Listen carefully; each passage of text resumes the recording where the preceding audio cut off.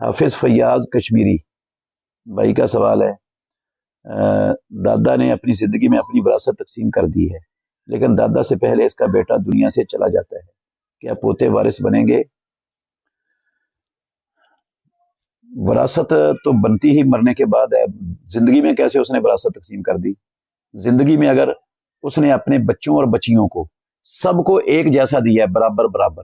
کیونکہ زندگی میں جو دیا جاتا ہے وہ وراثت نہیں ہوتی، وہ تحفہ ہوتا ہے۔ اور اسلام میں، اللہ کے اتارے ہوئے دین میں،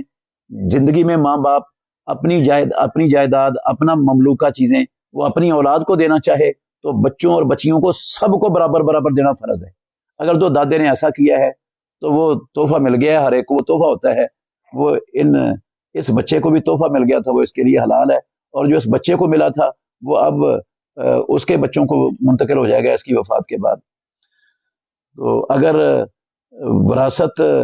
تقسیم ہی باپ کے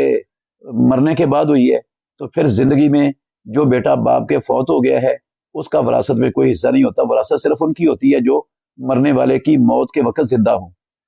تو ایسی صورت میں دادے پر لازم ہوتا ہے، جب اس کے اور بھی بیٹے بیٹیاں موجود ہوں اور ایک بیٹا فوت ہو چکا ہو اور اس کی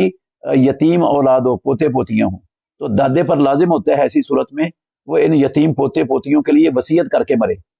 1/3 تک اس کو اجازت ہے، جتنی وصیت کرنا چاہتا ہے 1/3 تک وہ کر سکتا ہے، ان کے لیے کر کے جانا چاہیے۔